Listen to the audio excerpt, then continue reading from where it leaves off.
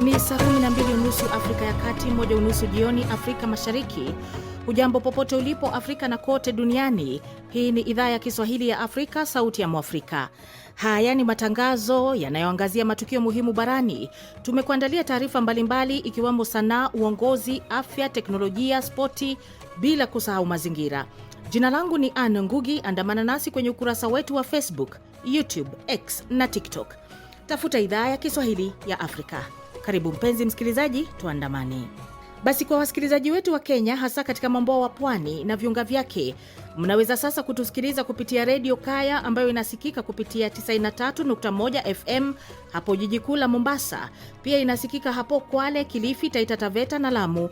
Eneo zima la pwani inarusha habari zetu pia kupitia masafa marefu. Karibuni sana wasikilizaji wetu wa pwani ya Kenya. Ukiwa nchini Tanzania, mnaweza kutusikiliza kupitia 92.5 Highlands FM, redio iliyopo katika mkoa wa Mbeya na ukanda wa nyanda za juu kusini. Hii inarusha matangazo yetu na kuwafikia zaidi ya wasikilizaji milioni 3 kote Mbeya na viunga vyake, mikoa ya Songwe, Mafinga, upande wa kaskazini wa Njombe, Rukwa pamoja na maeneo ya kaskazini ya Zambia na Malawi. Ukiwa Afrika Kusini, unaweza kutusikiliza kupitia SA Swahili FM radio pale mji wa Johannesburg kila siku. Kumbuka pia inapatikana kwa masafa marefu. Ni Alhamis ya mnamo Februari 12. Hii leo tunaangazia ruhusa ya mahakama nchini Tanzania kukiruhusu chama kikuu cha upinzani nchini humo cha Demokrasia na Maendeleo Chadema kurejelea shughuli zake za kisiasa. Je, hatua hii ina maana gani kwa chama hicho? Lakini kwanza tupate taarifa za habari naye Angela Ngendo. Kilifi, Kenya. Mhubiri mmoja nchini Kenya na wenzake 7 wameshitakiwa rasmi kwa mauaji ya watu 52 ambao maiti zao zilipatikana msitu mmoja mwambao wa Kenya. Kiongozi wa mashtaka nchini Kenya amefungua rasmi mashtaka dhidi ya kasisi Paul Mackenzie na wengine 7 kwa mauaji ya waumini wake katika eneo la Chakama, kaunti ya Kilifi, pwani ya Kenya. Mackenzie amekanusha mashtaka dhidi yake na kesi hiyo itaendelea kusikizwa mwezi Machi.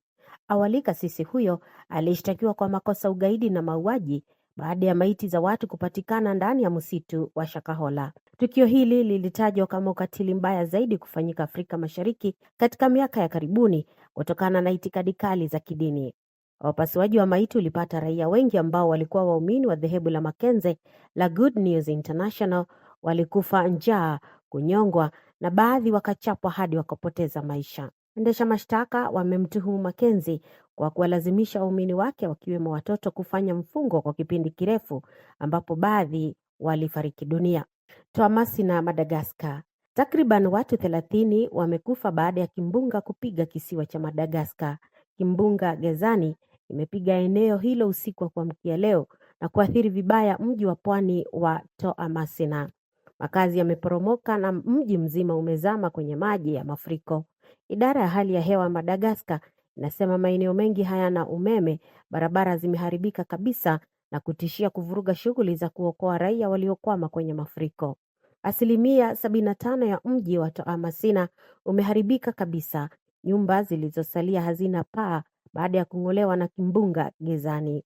Kiongozi wa Madagascar, Kanali Michel Landrianirina, amesema kisiwa hicho kinakumbwa na janga la kibinadamu kutokana na hali ya hewa inayochochewa na mabadiliko ya tabia nchi.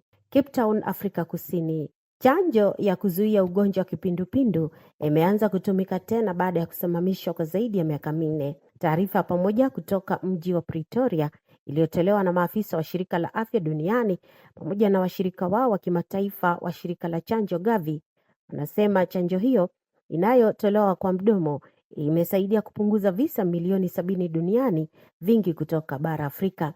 WHO, Gavi na shirika la watoto la UNICEF zinasema jumla ya chanjo milioni 20 zinasambazwa, nyingi zikipelekwa nchini Msumbiji ambapo kumekuwa na mlipuko wa kipindupindu. DRC na Congo Brazzaville pia zitapokea chanjo kuzuia ugonjwa huo. Maafisa wa afya wanasema kipindupindu huchochewa na viwango vya maskini, vita, majanga ya hewa ambapo mfumo wa maji safi huvurugwa kutokana na maji ya mafuriko. Kinshasa, DRC. Mamlaka za Jamhuri ya Kidemokrasia ya Kongo zimekanusha tuhuma kwamba zimepokeza Marekani madini ya nchi chini ya muafaka ambao unaipa Marekani kuchimba madini ya DRC. Mwafaka huo uliosainiwa Disemba mwaka jana umeridhia kampuni za Marekani kuchimba madini ya lithium na coltan mashariki ya DRC, ambapo pia mamlaka za Washington zitasaidia katika kufanikisha mpango amani mashariki mwa nchi. Eneo hilo limekumbwa na mapigano ya miongo kati ya makundi yenye silaha na wanajeshi wa serikali. Kundi la M23 tayari limetoa miji muhimu ya mashariki ya nchi ikiwemo mji wa Goma na Bukavu. Shukran sana Ng'endo, na moja kwa moja tunaingia nchini Tanzania. Chama cha Demokrasia na Maendeleo Chadema nchini Tanzania kupitia mwanasheria mkuu wa chama Rugemeleza Nchala kimesema kwamba zuio la mahakama juu ya shughuli zao lililowekwa dhidi ya chama hicho limemalizika, na wamewataka viongozi wa Chadema kuanza kazi ikiwa ni pamoja na shughuli zao za kila siku za chama na usajili wa wanachama wapya. Hatua hii ina maana gani? Muda mfupi uliopita mwenzangu Leonard Mubali amezungumza na mchambuzi wa siasa kutoka nchini humo Gwandumi Mwakatobe, na kwanza amemuuliza kuwa hatua hii ina maana gani. Taswira ya nchi yetu kitaifa na kimataifa ilikuwa inazidi kuchafuka. Maka chama cha siasa ambacho kina uhuru kikatiba kutoa maoni, kufanya siasa, kuandamana, kuandaa mikutano, uhuru huo kinao, ni haki yao. Kinapokuwa kinasitishwa kufanya kazi hiyo, kwa kweli mimi ninasema kwa siasa ambazo sasa hivi huwezi ukafanya siasa za kujificha, zinajulikana kimataifa, tulikuwa tunajichafua kwa kweli. Lakini pia ilikuwa inarejelea awamu ya 5 ya Magufuli, ambapo yeye kinyume na katiba vyama vilipigwa marufuku kufanya siasa mpaka wakati wa kampeni, wakati ni haki yao. Kwa inaonekana kama vile siasa ni fadhila, kufanya siasa ni fadhila, wakati haki ya kisiasa, haki ya kufanya siasa, haki ya kutoa maoni ni kia kila mtu, kiachia vyama vya siasa ambavyo ni mahususi. Kwa mimi nasema inapokuwa inaachiliwa chama kufanya siasa, ni kama tunajisaisha makosa tuliyofanya sisi wenyewe. Kwa kweli huko hakutusaidii taifa letu kuvibana vyama vya siasa visifanye siasa. Tunajichafua kwa kweli. Naam, sasa Gwandumi Mwakatobe, tutegemee nini katika madai ya chama hicho cha Chadema yaliyokuwa yakipewa kipaumbele, likiwemo swala hili la katiba mpya? Je, yataendelea kuwa ajenda yao kuu, ama kuna mambo mengine tuyategemee kuibuka hapo katika majukwaa yao, maana wameshaanza kazi? Tuseme tu kwamba kama nilivyosema awali, Chadema kweli itakuwa na ajenda nyingi, lakini mimi naona ajenda kubwa ziko 3. La kwanza ni haya uchaguzi huu uliofanyika Oktoba 29 mwaka jana. Bado sio uchaguzi ambao kwa mujibu wa chama cha Chadema sio halali, kwa maana kwamba hata rais aliyepo si halali. Uchaguzi ule haukufanyika kwa mujibu wao, zaidi ya kwamba ulifanyika ukatili. Ndivyo wanavyosema, wanavyoamini. Kwa hiyo itakuwa ni ajenda kubwa ya kuisema, na wanazo ambazo watasema sana, watatoa dosari na makosa ambayo yataonesha kwa nini uchaguzi ule ulikuwa batili na ukufaa. Kwa hiyo itakuwa ajenda moja wapo kubwa. Hii ajenda ya katiba ni zaidi ya miongo 3. Bado hatujafika swala la katiba. Bado ni ahadi. Kila anayekuja na ahidi, kila anayekuja na matumaini. Kwa hiyo bado litaendelea pia kuwa hoja kubwa. Lakini la 3 ni kwamba chama kwa kuwa kweli kilikuwa kimezuiwa kufanya mikutano, kimezuiwa kufanya siasa, sasa watafunguka. Lakini kusitishwa kwa shughuli za chama hiki kwa muda huo wote ni kwa kiasi gani kumeathiri ustawi wa chama katika nyanja zote kwa mtazamo wako? Enzi hizi za uwazi za mitandao ya kijamii, unamzuiaje mtu usemi? Unamzuiaje mtu asiweze kusema? Kwa hiyo bado siasa ziliendelea kufanywa kwa watu, kwa makundi, kwa moja, lakini kupitia mitandao ya kijamii tulikuwa tunaona bado wanaunganika. Wangekuwa wamefungiwa Chadema kama enzi ambazo tulikuwa hatuna teknolojia ya habari na mawasiliano kama mitandao ya kijamii, kweli kingekuwa kimefungiwa, lakini kilikuwa kinasikika kwenye mitandao mbalimbali ya kijamii. Mawasiliano sasa hivi yameondoa kabisa ukuta wa kuzuia mawasiliano, wa kuzuia kutoa maoni. Kwa hiyo pamoja na kwamba kilikuwa kimefungiwa, lakini mimi naona sasa hapa sasa ndipo ambapo kitaamka zaidi, ndipo ambapo tutawaona zaidi, kuwafikia wale ambao walikuwa wanashindwa kufikika, kwa sababu kuna tofauti ya siasa zinazofanyika kwenye mitandao ya kijamii na siasa ambazo unaweza kumuona kiongozi wako ana kwa ana. Kuna wakati ilionekana ndani ya Chadema kama kuna mgawanyiko hivi, lakini ukisikia na kufuatilia kile walichokuwa kizungumza katika msiba wa muasisi wa chama hicho Mzee Mtei hivi karibuni, kuna taswira inaonekana kama wapo pamoja hivi kwa haraka haraka. Wewe unalitazama vipi? Chadema ni moja kwa sasa? Mpambano wa Mbowe na Lissu, watu wanasema pasu kwa pasu, ulikuwa katikati na mpaka leo hayo makundi yapo. Kundi la Mbowe ingawa wengine limeguka, wameenda Chauma, wengine wamerudi CCM, lakini ule mpasuko uli bado kuziba vidonda, kuziba mipasuko baada ya chaguzi inachukua muda mrefu, kama ambavyo inachukua muda mrefu kufanya kampeni. Lakini naona yale ambayo wakizingatia Chadema kuyashikilia yale yanayowaunganisha kuliko yanayowatenganisha, watafika mbali. Hasa hilo la kwanza kujenga chama upya, lakini pia kwanza kuwa na agenda za kuweza kulitetea taifa, kwa sababu unapolitetea taifa ndio unajenga chama. Badala ya kujitetea chama chenyewe kama chama, tunapaswa kusimamia masuala ya kitaifa yanayowagusa wengi, ndipo chama kinajenga. Kwa hiyo msiba kwa namna fulani umeweza kuwaleta pamoja Chadema, lakini pia ulikuwa huo msiba haujaletwa na Chadema wenyewe. Mimi nasema kwamba ile legacy, urithi, kumbukumbu ya Mtei ndio ambao si kwamba imewaleta pamoja Chadema, lakini imewaleta pamoja vyama vyote. Hata na CCM walimimina sifa, ikiwemo rais, sifa nyingi tu. Kwa Mtei aliliunganisha taifa mbali na mipaka ya itikadi, mbali na mipaka vya vyama, kwa sababu alikuwa kiongozi mahiri kwenye pande zote. Ni miongoni mwa viongozi wakuu kabisa, si tu kwenye siasa za awamu ya kwanza ya Mwalimu Nyerere, lakini pia kimataifa. Huyu mtu alikuwa anajulikana sana IMF, alikuwa mfanyabiashara mkubwa. Kwa hiyo naweza kusema kwamba Mtei aliwaleta pamoja, sio Chadema tu, aliwaleta pamoja vyama vyote wenye itikadi mbalimbali. Tukisonga mbele ni kwamba Jamhuri ya Kidemokrasia ya Kongo kupitia waziri wa posta na mawasiliano Bwana Jose Mpanda wametuhumu Rwanda kwa uvamizi wa kusimika kampuni ya mawasiliano MTM eneo la Ruchuru DRC linalomilikiwa na muungano wa AFC au M23 bila idhini yoyote. Je, raia wa maeneo hayo wameathirika kwa kiwango gani? Tusikilize taarifa ya mwandishi wetu kutoka Beni, Mseke Dide. Tuhuma hizo za serikali zinatolewa leo pale waziri wa posta na mawasiliano Bwana Jose Mpanda alipokwenda na ujumbe wake kumjulisha waziri mkuu wa nchi Bi Judith Suminwa kuhusu jambo hilo ambalo waliliita wao kuwa ni uvamizi haramu wa kampuni ya mawasiliano ya MTN kwenye eneo la Ruchuru nchini Jamhuri ya Kidemokrasia ya Kongo, eneo linalomilikiwa na muungano wa AFC M23 wanaoungwa mkono na nchi ya Rwanda. Lakini licha ya kuwa makundi hayo yanayotajwa kuhusika na hayo hayajatamka lolote, tayari tuhuma hizi zimezua maoni tofauti kama inavyoshuhudiwa na wakahaji wengi. Ndiyo ndugu, hiyo ni kweli kabisa.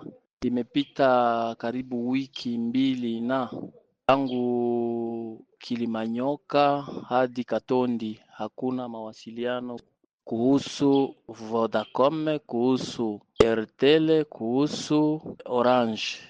Hakuna mawasiliano, lakini ku antene ya Murambi waliweka vyombo fulani wakasema watu waanze kutumikisha MTN. Kama uko na MTN uko nasumulia vizuri, kama uko na wifi uko nasumulia vizuri. Ile habari ni za ukweli kabisa.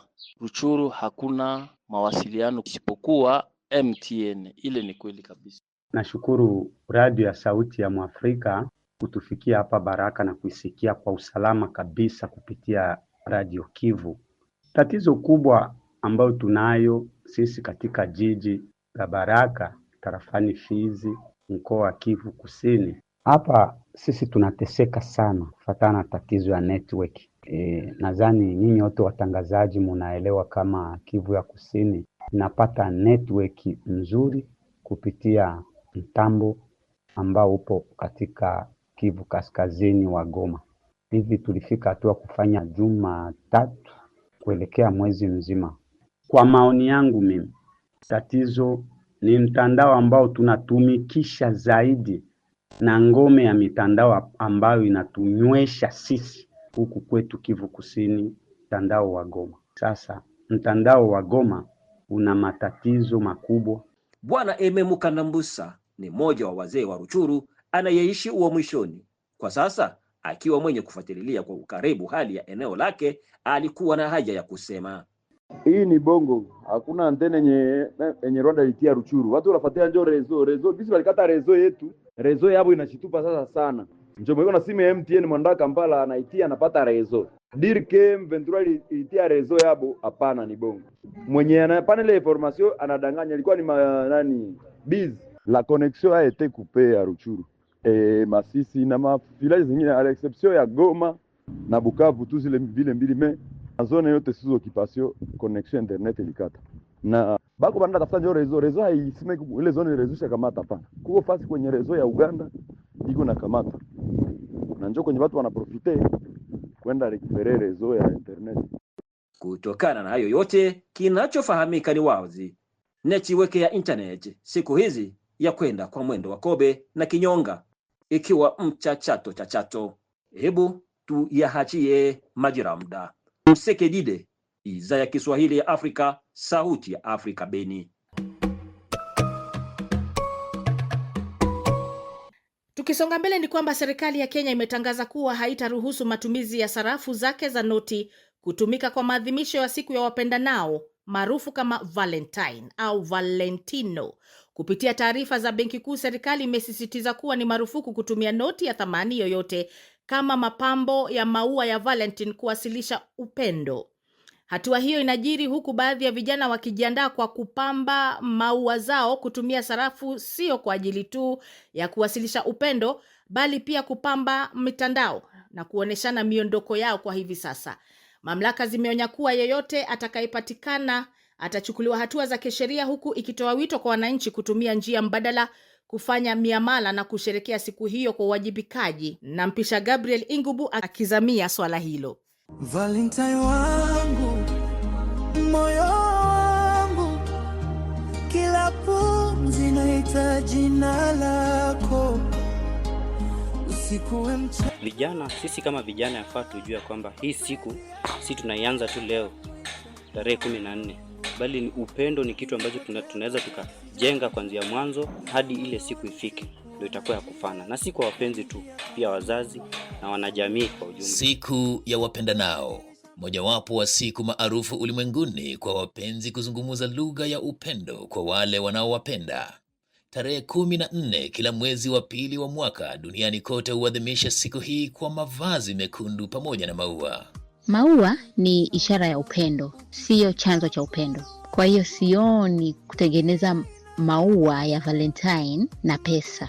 Okay, inaweza lingana, inalingana na mtu. Kama kweli anakupenda, it's okay, unaweza tumia pesa kumfurahisha. Lakini kama hakupendi, kwa hiyo mimi sioni kama kuna umuhimu wote wa kutumia pesa kutengeneza maua. Serikali za mataifa ya Kenya, Rwanda na Uganda kupitia benki kuu za mataifa hayo zimepiga marufuku utumizi wa sarafu zao kuongezwa kwa maua wapenzi watakapokuwa wanawasilisha upendo, tamko ambalo vijana hawajapenda kote katika mataifa husika. Je, kwa nini serikali itoe tamko hili?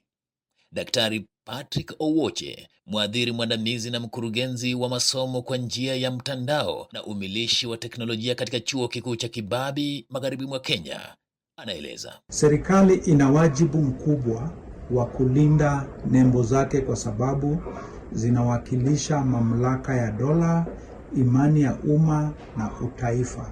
Nembo hizo zikitumiwa vibaya kama vile kwa ulaghai, kujibakiza madaraka ya serikali au kuwapotosha wananchi, inaharibu imani ya watu kwa taasisi za serikali. Kulingana na taarifa za Benki Kuu ya Kenya, kutumia gundi kutoboa sarafu za noti na kibanio huchangia kuraruka kwa sarafu hizo, ambapo hufanya vigumu kwa mashine za kutoa pesa kwa benki ATM kuhudumu. Hili linachangia gharama kubwa ya kutengeneza sarafu mpya, kurejesha zile zilizoharibika. Mwaka wa 2024 Kenya ilitia sahihi kandarasi ya miaka 5 na kampuni ya Ujerumani kuchapisha pesa zake, huku ikilipa kitita cha bilioni 14.2. Nalingio wala nakupenda, yote ni hali moja. Gabriel Ngubo, Idhaa ya Kiswahili, Sauti ya Afrika.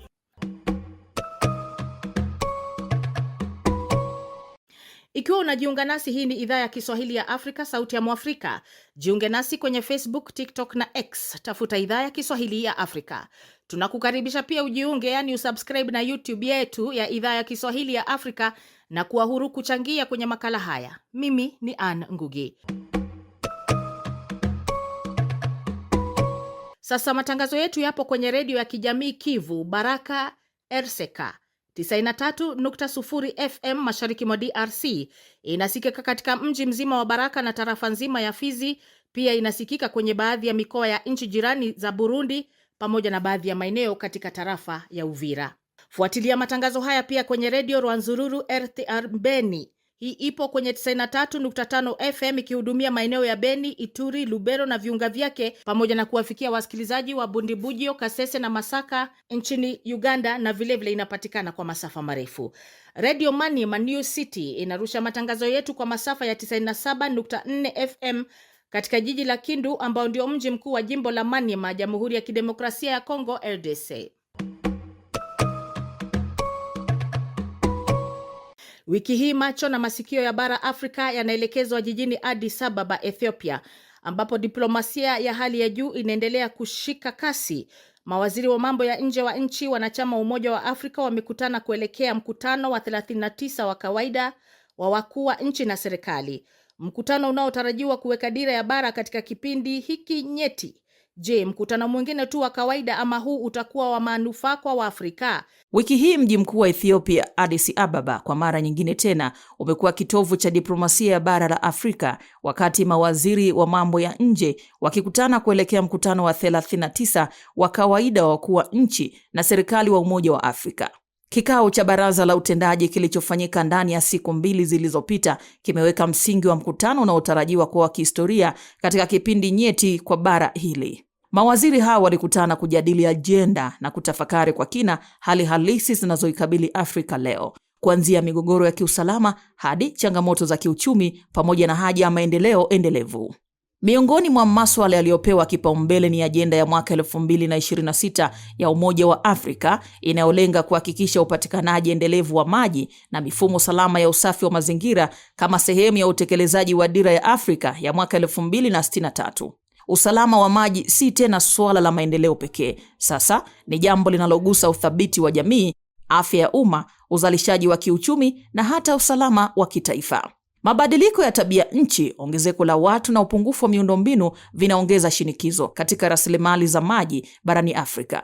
Bila upatikanaji wa uhakika wa maji safi na huduma za usafi wa mazingira, juhudi za kuboresha afya, kilimo na viwanda haziwezi kudumu. Hata hivyo, kando na ajenda hizi za kiufundi, kuna changamoto pana zaidi. Afrika bado inakabiliwa na migogoro ya kivita na misukosuko ya kisiasa katika maeneo kadhaa.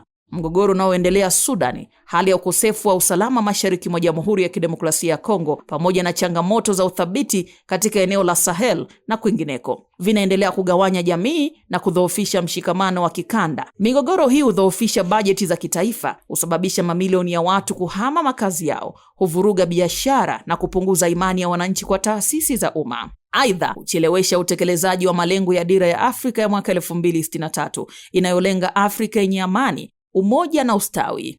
Mgawanyiko wa bara hilo haujatokea kwa bahati mbaya. Chanzo cha migogoro mingi kinahusiana na historia ya mipaka na siasa za kikoloni, mabadiliko tata ya kisiasa, udhaifu wa mifumo ya utawala na ushindani wa rasilimali. Katika baadhi ya nchi, utaratibu wa kikatiba umevurugwa na mapinduzi au misukosuko ya muda mrefu. Katika hatua nyingine, umasikini, ukosefu wa ajira kwa vijana na kutengwa kwa baadhi ya makundi kumeunda mazingira yanayoweza kuchochea misimamo mikali. Wakati huo huo, ushindani wa kijiografia kati ya mataifa makubwa duniani kuhusu madini muhimu, njia za biashara na masoko ya Afrika unaongeza ugumu katika juhudi za kufikia uthabiti wa kudumu. Katika mijadala ya mawaziri kumekuwa na msisitizo mpya juu ya kuimarisha suluhisho zinazoongozwa na Waafrika wenyewe kwa matatizo ya Afrika. Wakati wakuu wa nchi wakijiandaa kukutana, matarajio ni makubwa. Wananchi wa Afrika wanatarajia kuona si tu matamko mazuri, bali hatua za dhati. Swali kuu ni iwapo viongozi wa bara wataweza kuvuka mipaka ya kauli na kushughulikia kwa ujasiri changamoto za kisiasa zinazoendelea kuligawa bara hilo. Tegea tahariri ya idhaa ya Kiswahili ya Afrika kila siku, ambapo huangazia masuala muhimu kuhusu bara letu Afrika. Ikiwa unajiunga nasi, shukran na karibu. Hii ni idhaa ya Kiswahili ya Afrika, sauti ya Mwafrika. Tufuate kwenye Facebook, YouTube, TikTok na X. Tafuta idhaa ya Kiswahili ya Afrika. Waalike pia marafiki na watu wa karibu kujiunga na idhaa ya Kiswahili ya Afrika, yani subscribe. Jiunge na YouTube yetu, kwani sote tu familia moja, sauti moja ya Mwafrika. Tupate taarifa za habari naye Angela Ngendo. Kilifi, Kenya. Mhubiri mmoja nchini Kenya na wenzake 7 wameshitakiwa rasmi kwa mauaji ya watu 52 ambao maiti zao zilipatikana msitu mmoja mwambao wa Kenya. Kiongozi wa mashtaka nchini Kenya amefungua rasmi mashtaka dhidi ya kasisi Paul Mackenzie na wengine 7 kwa mauaji ya waumini wake katika eneo la Chakama, kaunti ya Kilifi, pwani ya Kenya.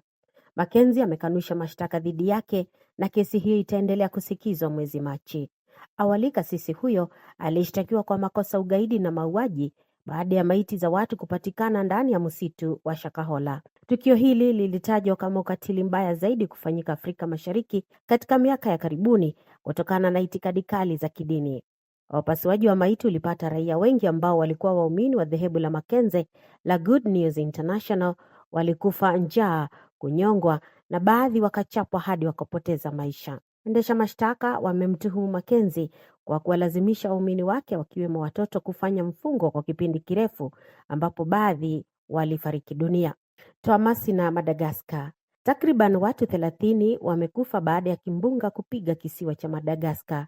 Kimbunga Gezani imepiga eneo hilo usiku wa kuamkia leo na kuathiri vibaya mji wa pwani wa Toamasina. Makazi yameporomoka na mji mzima umezama kwenye maji ya mafuriko. Idara ya hali ya hewa Madagascar inasema maeneo mengi hayana umeme, barabara zimeharibika kabisa na kutishia kuvuruga shughuli za kuokoa raia waliokwama kwenye mafuriko. 75% ya mji wa Toamasina umeharibika kabisa. Nyumba zilizosalia hazina paa baada ya kung'olewa na kimbunga Gezani. Kiongozi wa Madagascar, Kanali Michel Landrianirina, amesema kisiwa hicho kinakumbwa na janga la kibinadamu kutokana na hali ya hewa inayochochewa na mabadiliko ya tabia nchi. Kwa wasikilizaji wetu nchini Kenya, mnaweza kutusikiliza mubashara kupitia Radio Dumos 99.9 FM. Hii inasikika katika jiji la Nairobi, Lang'ata, Kare na viunga vyake, huko Ngong, kaunti ya Kajiado na eneo zima la Kikuyu. Pia inasikika kupitia masafa marefu. Hii ni sehemu ya jitihada zetu kukuletea matangazo yetu hapo ulipo msikilizaji. Kwa wasikilizaji wetu Tanzania, mnaweza kutusikiliza mubashara kupitia Chipuka FM Radio 101.6 Gairo mkoani Morogoro. Hii inasikika pia jiji kuu la Dodoma, Manyara, Tanga na baadhi ya maeneo ya mkoa wa Tabora. Ukiwa hapo mashariki mwa nchi ya Jamhuri ya Kidemokrasia ya Kongo DRC, unaweza kutupokea kupitia redio wa shirika Radio Ngoma ya Amani Fizi, ambayo inapatikana maeneo ya Baraka, Kivu Kusini na maeneo ya Kigoma nchini Tanzania na Burundi. Hivi karibuni tutakuwa hapo Kigali, Kampala na Bujumbura kuhakikisha sauti yako wewe kama Mwafrika inasikika, inatanda na inaheshimika. Kwa niaba ya kikosi kizima cha idhaa ya Kiswahili sauti ya Mwafrika, asanteni nyote kwa kuchangia matangazo ya leo. Ni hayo tu kwa leo na watakieni jioni njema. Mimi ni Ann Ngugi.